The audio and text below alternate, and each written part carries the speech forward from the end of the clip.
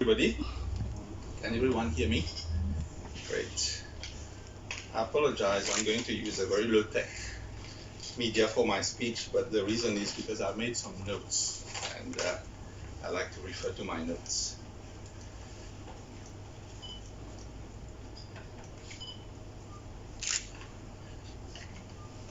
The Vice Chancellor of the University of Mauritius, Professor Edanjai Jerry, Dean of the Faculty of Information and Communication and Digital Technology, Professor Kedu. Distinguished guests, good morning. So it gives me great pleasure and honor to sign this research collaboration agreement with the University of Mauritius today. And it's been the fruits of almost a year of discussion and with my good friends, Professor Sunil Bechu and Dr. Malaika. And today is just the fruition of that discussion and of course with the Vice Chancellor. And so we are signing a research collaboration agreement where Cybernaptics will commit funds for a period of 3 years to a research assistant from the University of Mauritius in the field of artificial intelligence and robotic process automation. So the research assistant will work alongside our team of developers. So there will be this collaboration between the UOM and Cybernaptics. And at the same time, that RA, if he so decides, he might undertake academic work that could eventually lead to a master in philosophy and be extended eventually to a PhD. So we have two main objectives for signing this agreement today. The first one, this RCA is in line with Cybernaptics' own roadmap, which was presented to the board a few months ago, the 2021 to 2025 roadmap to enhance our R&D capabilities. And we hope that through initiatives like this RCA, we will enhance our capabilities to develop innovative and new products and services that will have commercial applications, not only in the local market, but also in the African market where we are positioning ourselves. So the university has obviously a pool of talent, and for a company with limited research capabilities like ourselves, we feel that by joining the university in this research collaboration agreement, it gives us the best of both worlds and to tap into the intellectual capabilities of the university. Secondly, the second objective is that we strongly believe that close and sustained collaboration between the private sector and the universities, and in this case, the University of Mauritius, is the only way forward for us as a country to embrace the technological world. And it also helped to bridge the gap between academia and the industry in order to make sure that our young graduates who join the job market are also industry ready. And that is very important. At our last board meeting, we have agreed at the board level to create an R&D fund. So the money for funding this research assistantship is actually coming from that fund, but we hope to be able to do other things as well. So this is actually, excuse me, a first-time experience for us, but by no means it's going to be the last. In fact, if anything, we hope to strengthen that collaboration over time. And we ourselves, we are positioning the company to be able to tap into the opportunities of the African market. We've established a first presence in Nairobi, in Kenya, and I'm pleased also to announce that we will be establishing a second office in French-speaking Africa, in West Africa, in a country called the Republic of Togo, in the capital city of Lomé.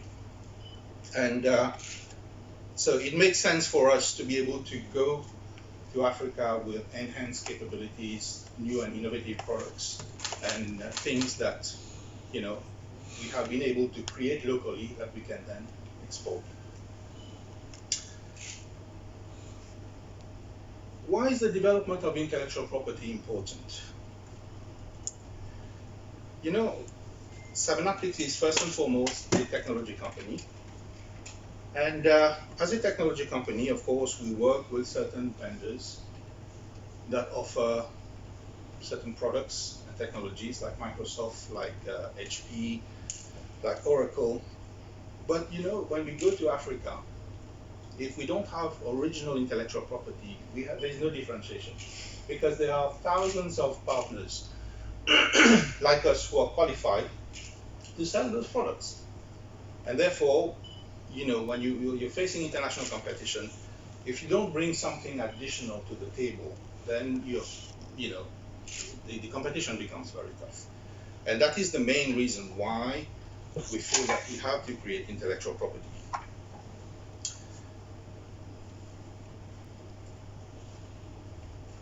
So product differentiation is a key in trying to develop intellectual property, but also we feel that by creating local IP, we are able to translate the experience that we have generated in this country in various sectors, whether it's financial, whether it's textile, whether it's in tourism industry. There are certain number of things that this country has done well, and I think that we could actually export in terms of know-how and IP. Technology is an enabler. I think COVID-19 has showed us how technology has helped companies to ensure business continuity. And it would be very interesting to actually imagine that had COVID-19 struck Mauritius 15 years ago, what the results would have been. Because 15 years ago, we didn't have a national broadband network. 15 years ago, cloud technology was in its infancy. So I can tell you, and 15 years ago is not actually a very long time. But 15 years ago, the impact of COVID on the local economy would have been catastrophic. During COVID-19, obviously our tourism sector was not working, but offshore was. Financial services sector was working, and foreign currency was earned by the financial services industry. It did not compensate for all of the lack of forex that the shutdown of the hospitality sector caused, but still we mitigated it. But 15 years ago, if we didn't have all these work from home technologies and cloud technologies, you can imagine that the impact on the country would have been catastrophic. So technology is an enabler, and at the same time, it has changed the mindset a little bit in the country, in the sense that people now are more open to using technology. I'm sure there would have been people resisting to use online teaching. There would have been people resisting to use online conferences. And in fact, this very event today is testimony to what is possible nowadays. We have a physical event, thanks to those who are here, but at the same time, we have a lot of people who have registered online. And we have one panelist who is going to join us later on. Unfortunately, for COVID reasons, she's not able to come today in person, but we will welcome her online. And this is all possible because of, technology.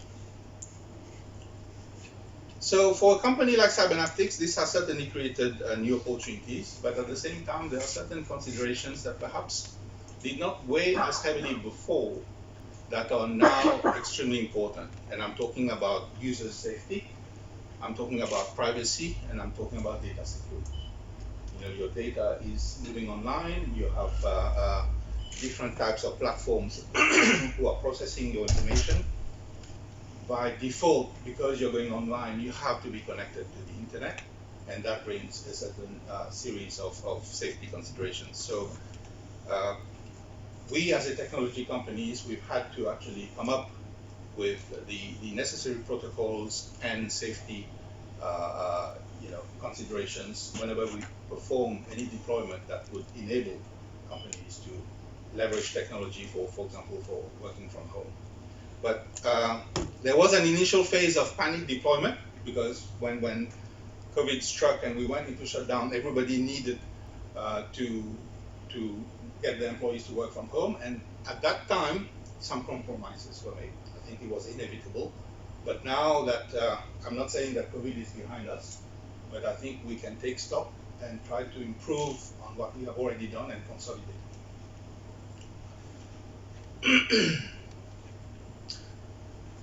I'm going to share an interesting fact with you. In 2020, right after we were coming out of the first lockdown, the World Bank classified Mauritius as a high-income country.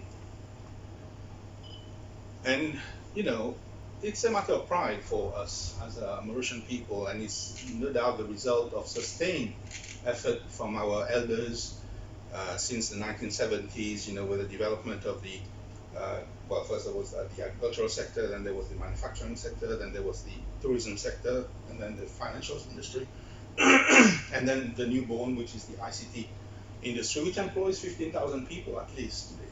Let's not forget. So from a monocrop agricultural economy, we've diversified into, you know, a 5-pillar economy today. But as we enter this restricted club of high-income countries, we have to ask ourselves 2 things. First of all, what kind of economic growth can we expect in the next 10 years? And you have to remember, as we jump into that restricted club of high-income countries, every percentage point of GDP will fetch higher dollar value. So where will those dollars come from? And will it be sustained? Or will it slow down? And secondly, what kind of jobs will this new phase of our economy generate? So let me share some demographic statistics with you. And that has been a discovery for me when I was working on this speech. You know, I got some figures from the Central Statistical Office, and I wanted to check how many students are enrolling in Standard 1, Primary 1.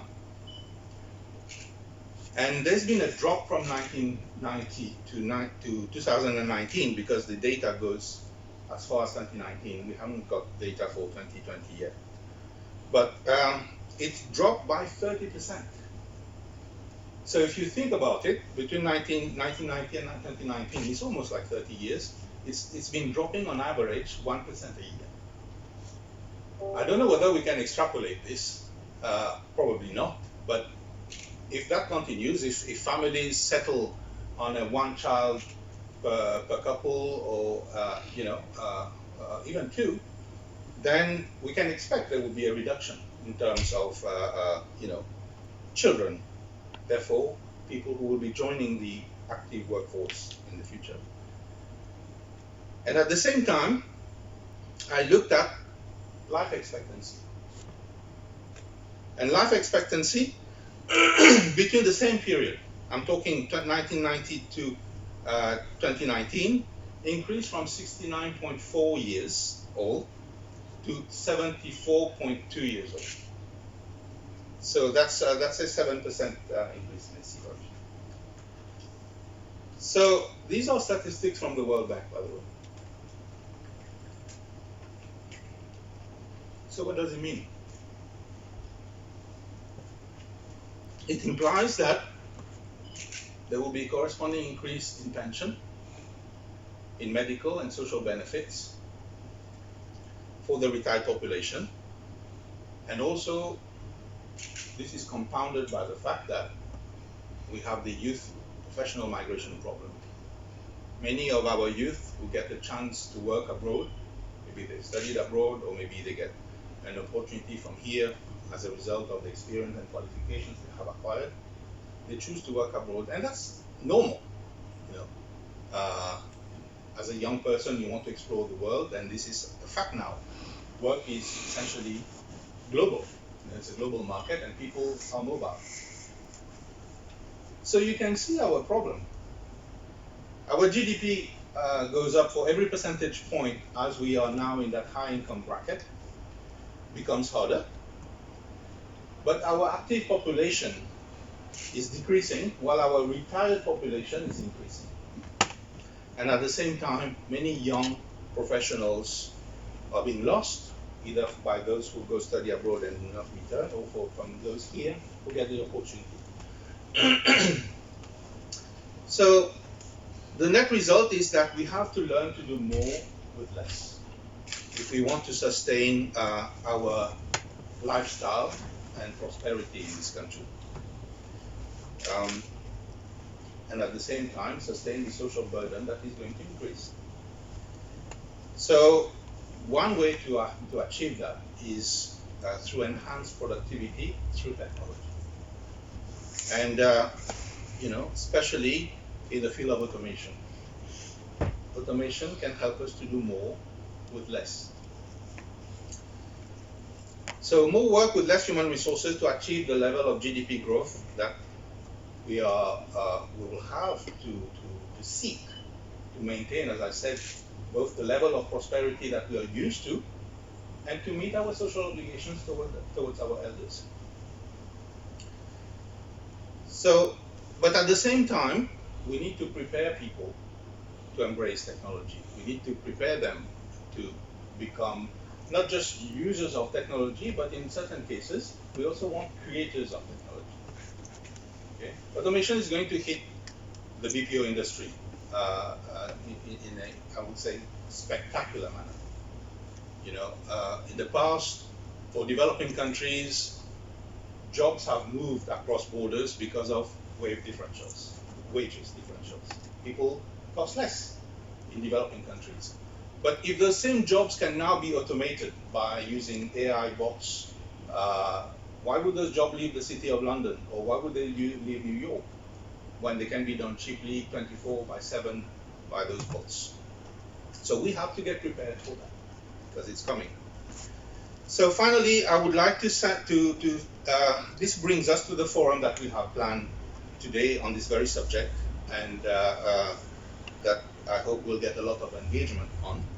And I would like to take this opportunity to thank our panelists today for their kind contribution and for accepting to participate, namely Professor Jerry from the university, Dia Nabab Singh Jetshan, Head of Technology and Digital Transformation of the IBR Group.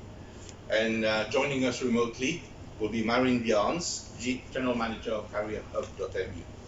Thank you for being with us today. I would also like to thank members of the audience who have taken the time to attend this, either physically or remotely. And finally, I would like to thank my team, Kelly and Barisha, especially from our marketing team, and Marie-Noël and Charlene from Talent Factory, who's been working tirelessly to make this happen. Thank you very much, and have a good day. Dr. Mahmoud Khan, our good friend Vidya, and good to you whenever we have an activity at the university.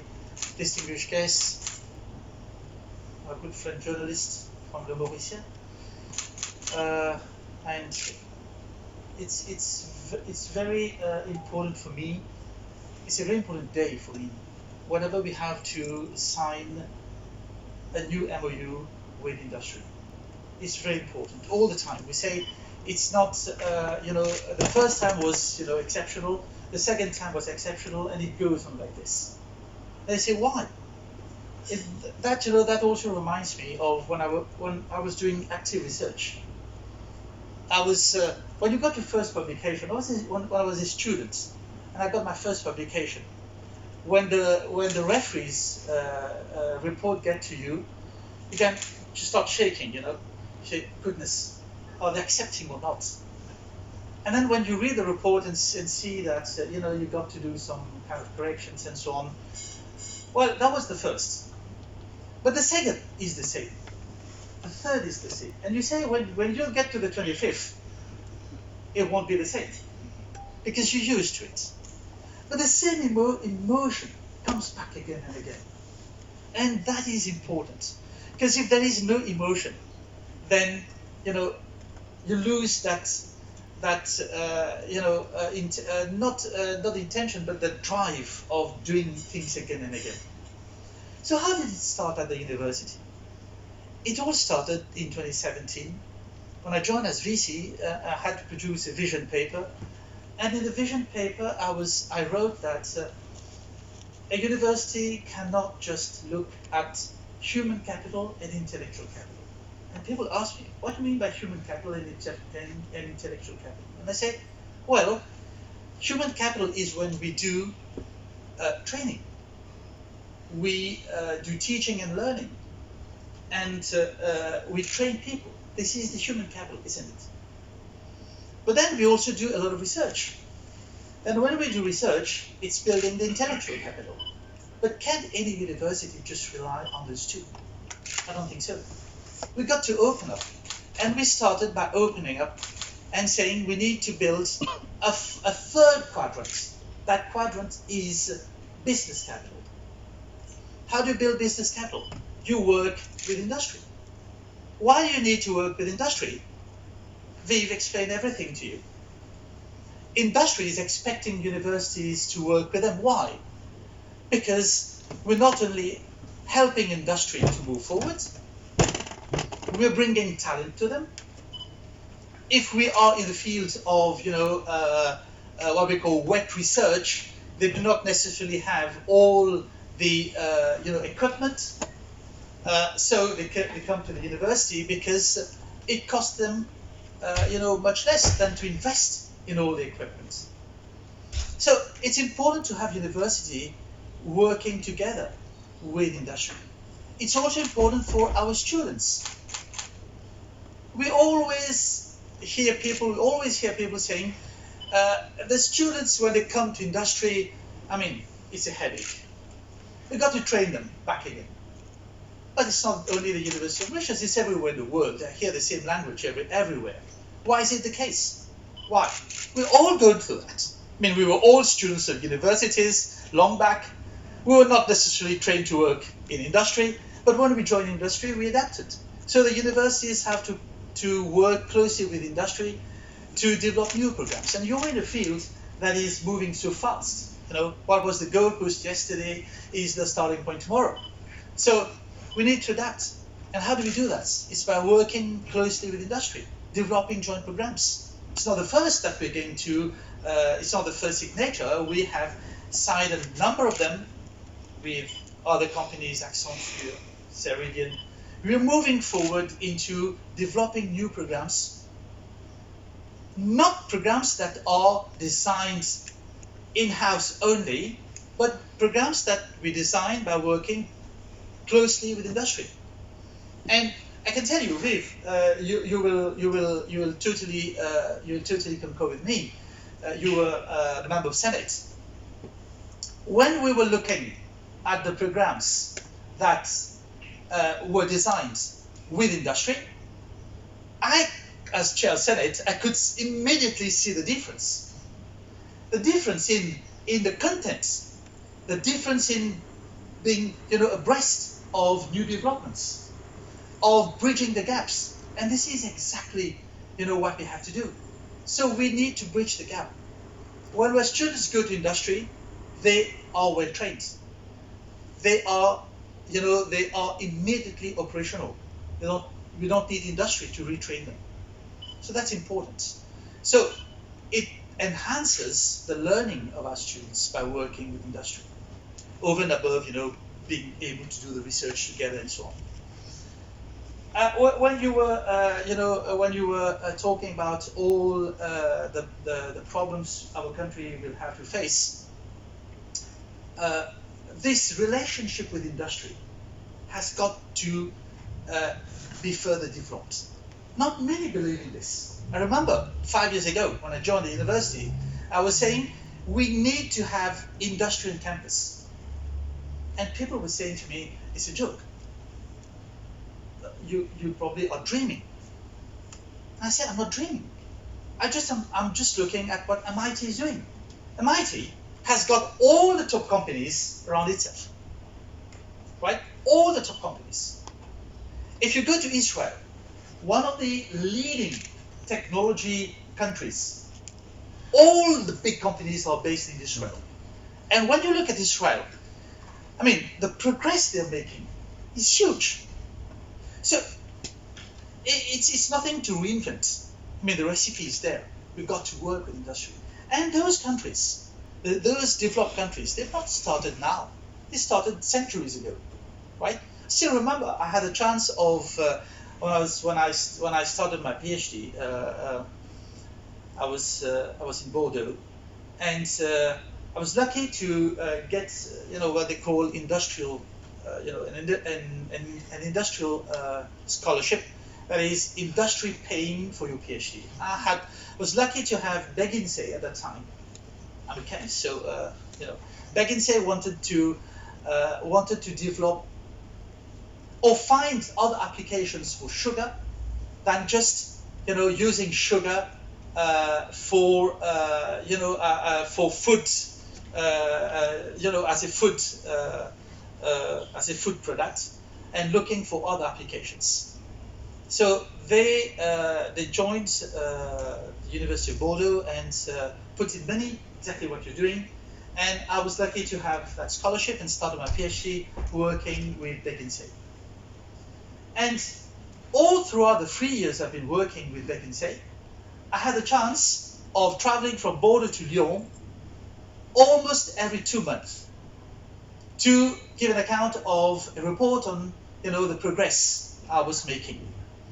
And it was incredible. When you go to industry and you work with industry, it's totally different when you are at the university. The way they look at the progress is different. You're very happy. You construct your PowerPoint, put your tables and all the things, and you're very happy taking the flight in the morning, going to Lyon. And I was saying to myself, tu vas faire un tabac. And when I get there, I say, my goodness, it's not exactly what they're looking for. Industry is looking for different things. So, little by little, you kind of break that wall that exists, that very tall wall that exists between university people and industry people. At some point in time, we used to say industries, they're like angels. We're like angels. We do things very well. We know how to do these things. And industry, they just take recipes, just to kind of take recipes and do kind of routine things. Not at all. Not at all. And when you are in industry, you find that things are very different. They're to the point. They want to solve problems. They're not there to do just publications, right? They want to solve problems. Of course, they've got to patent. That's very important, because if they don't patent, they're not able to take it further. So all these things are very important. So we learn a lot by working with industry. It's not just that we are happy to get money, we're happy to get a training going on. It's a two-way traffic. They learn from us, we learn from them, and this is how it should be. And it's a win-win. It's a win-win situation. And I had a chance also when I finished my PhD, I got employed in an R&D company, and I happened to be the liaison officer between the company and the University of Lyon. Moved to Lyon at the time, and when I was attending, they invited me to all their talks and conferences and so on.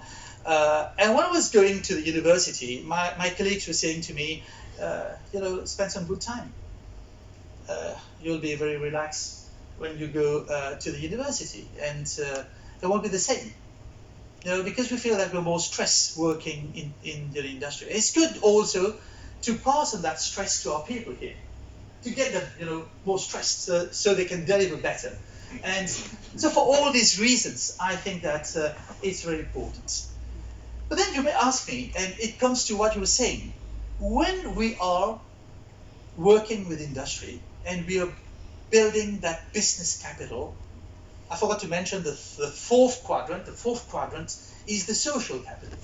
Very important to work with the civil society and take the civil society on board. When we are working in all those four quadrants, it changes totally the way university functions. It's not the same. It's not the same. So all of a sudden, we are out of the ivory tower, and we are more open to people. Being more open is extremely important. This is how people get to us. You know, we attracted Ceridian, Accenture, Artinix, so many others are now very interested in working with us. It all started the same way. It all started by putting some money into funding a student or a research assistant, and then it keeps on growing. With Artinix, I can mention that, we had partnered with them into that nano mask that we had developed at the university. And when it got to production, then Artinix said to us, now we want to go further.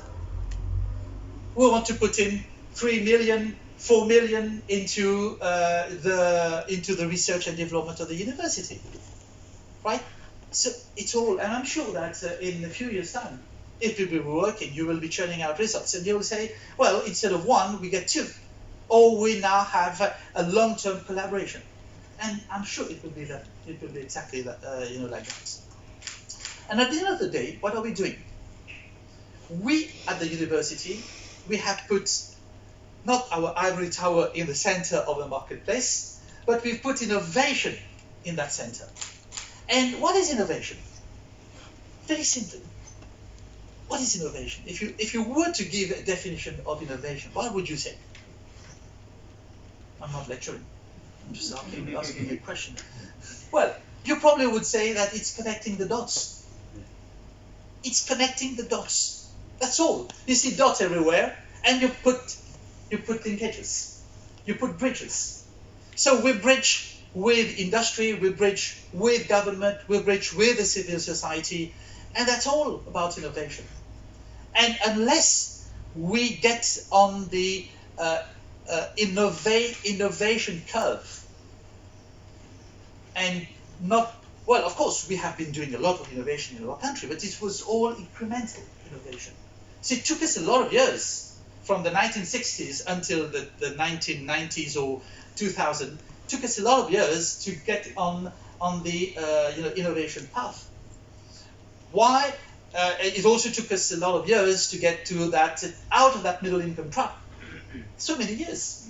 I mean, it took us more than 10, 15 years to get out of that middle income trap. So now that we are out of the middle income trap, hopefully we will do more.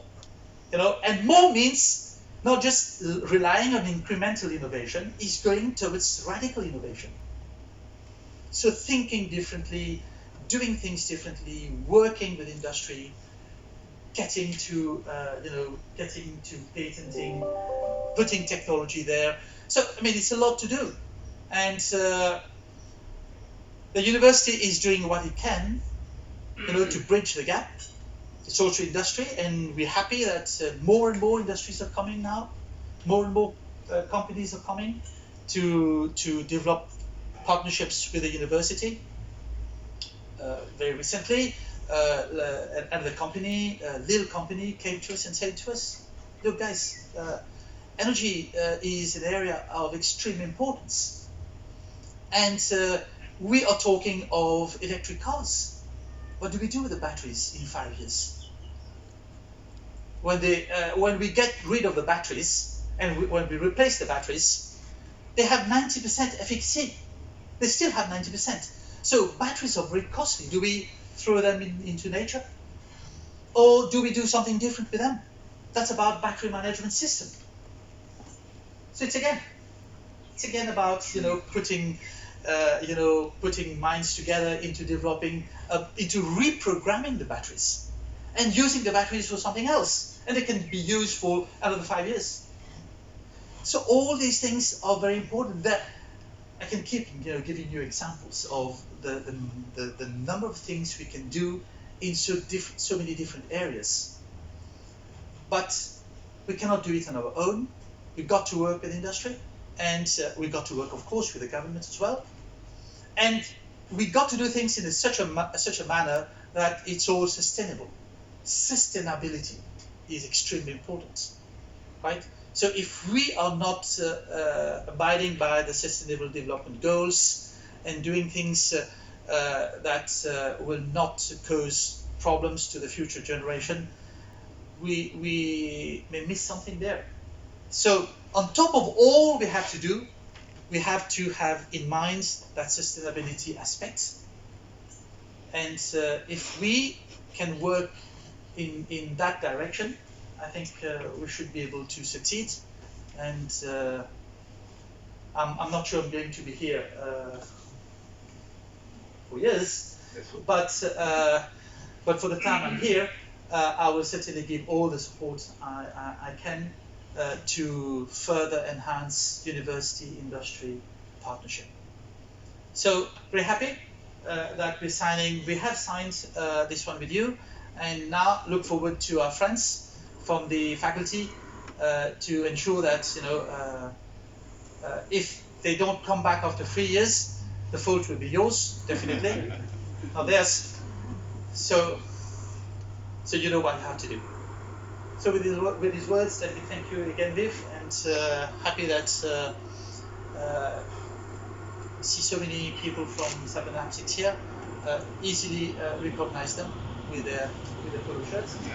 We don't have polo shirts here at the university. Some departments do. So very happy and wish you all the best into what you're doing. And of course, if you need anything else, that I'm here to help.